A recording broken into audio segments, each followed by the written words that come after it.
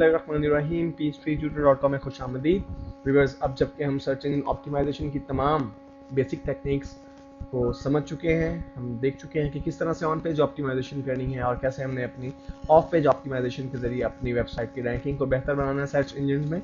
तो आइए व्यूअर्स, चंद एक टिप्स जो मैं आपके साथ शेयर करना चाहता हूँ सर्च इंजन ऑप्टिमाइजेशन के हवाले से।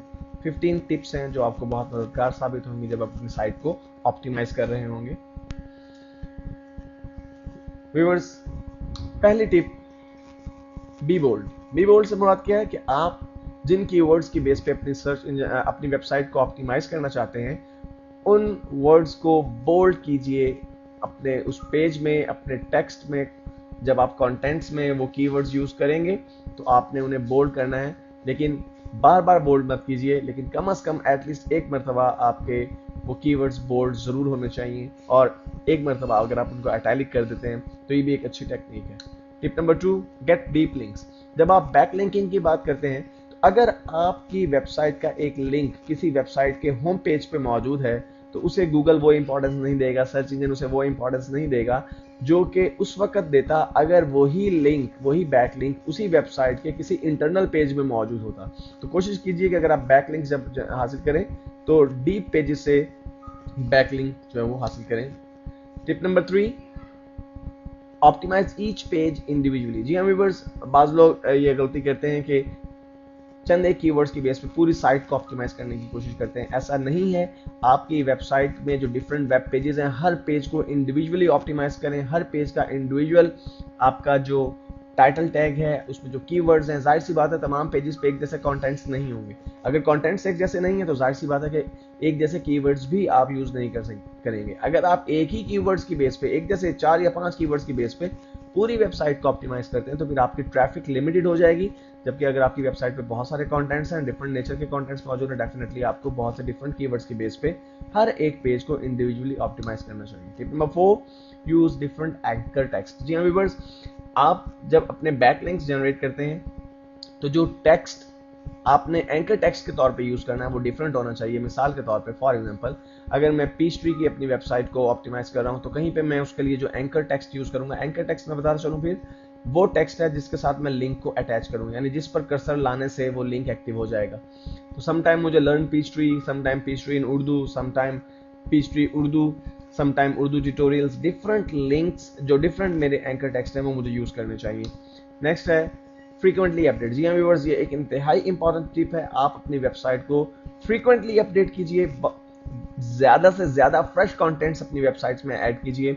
कम से कम एक वीक में 3 मरतबा आपकी साइट अपडेट होनी चाहिए, क्योंकि गूगल और दूसरे सर्च इंजन को फ्रेश कंटेंट्स बेहद पसंद है। अगर एक वेबसाइट स्टैटिक है, मींस आपने एक मरतबा साइट अपलोड कर दी और उसमें आप अपडेट नहीं कर रहे हैं उसे, डेफिनेटली आप कभी भी बेहतर रैंकिंग हासिल नहीं कर सकते।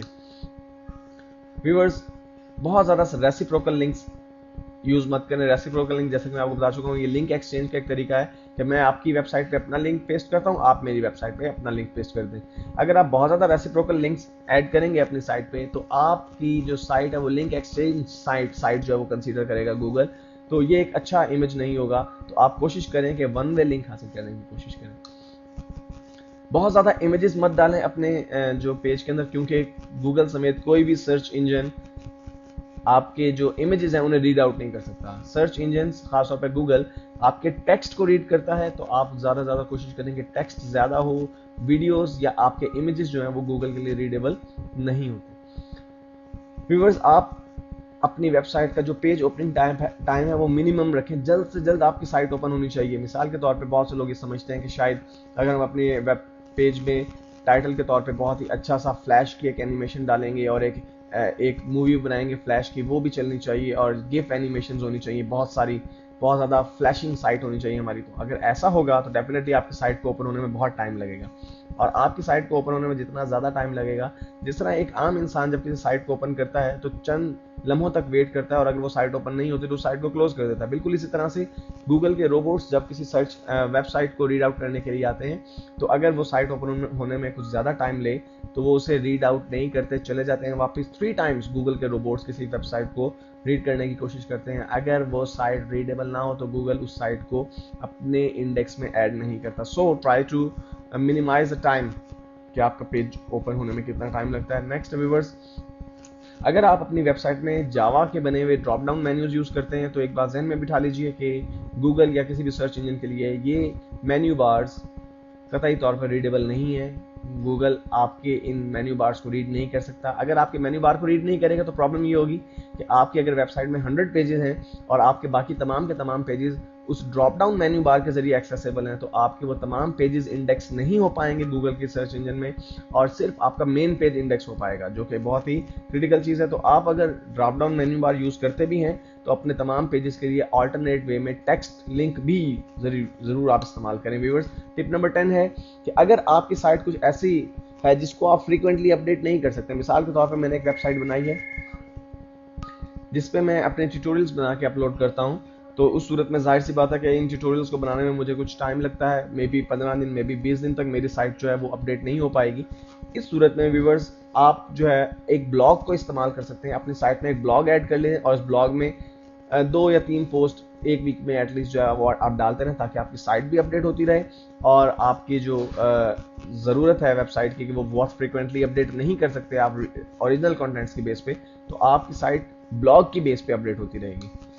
टिप नंबर 11 व्यूअर्स, जब आप बैकलिंक्स जो हासिल करने की कोशिश करें तो क्वांटिटी को बहुत ज़्यादा इंपॉर्टेंस ना दें, क्वालिटी को बहुत ज़्यादा इंपॉर्टेंस दें। अगर आप पेज रैंक 6 की एक बैकलिंक हासिल करने में कामयाब हो जाते हैं तो शायद वो 60 पेज लिंक्स बैकलिंक से बेहतर है जो कि 0 आपका पेज रैंक का बैकलिंक है। मिसाल के तौर पे आपने 60 बैकलिंक्स हासिल किए हैं जो कि पेज रैंक 0 रखते हैं और एक बैकलिंक आपने हासिल किया जो कि पेज रैंक 6 रखता है, तो वो पेज रैंक एक पेज बैकलिंक जो है वो बेहतर है जो आपने 6 रैंक के पेज से हासिल किया है। टिप नंबर 12 व्यूअर्स, कीवर्ड्स को नेचुरल वे में यूज़ कीजिए, यानी बार बार इतना फ्रीक्वेंट इस्तेमाल ना करें कि वो पढ़ने वाले को ऑड लगे। एक नेचुरल वे में, जैसे हम बात करते हुए कुछ अल्फाज का बार बार इस्तेमाल करते हैं लेकिन इतनी मरतबा इस्तेमाल नहीं करते कि वो इरिटेट हो जाए। इसी तरह से आपने एसईओ में जब अपनी साइट में कीवर्ड यूज़ करने हैं तो इतने ज़्यादा मरतबा यूज़ नहीं करने कि वो अननेचुरल लगे। Tip number 13, make your site navigation easy. जी हाँ व्यूअर्स, अपने जो नेविगेशन है साइट की वो आसान रखिए, एक्सेसिबल रखिए, जिसको आसानी से यूजर्स भी और सर्च इंजन भी उसको नेविगेट कर सकें। मेन्यूज कोशिश करें कि टेक्स्ट में हो। ड्रॉप डाउन मेन्यूज दिखने में तो बहुत अच्छे लगते हैं लेकिन सर्च इंजन के लिए ये अच्छी चीज़ नहीं है। टिप नंबर 14, अगर आप .edu की किसी वेबसाइट से बैकलिंक हासिल करने में कामयाब हो जाते हैं तो ये आपकी साइट के लिए बहुत ही अच्छी चीज़ है। उसकी वजह यह कि गूगल .edu यानी एजुकेशनल साइट्स के बैकलिंक को बहुत इंपॉर्टेंस देता है।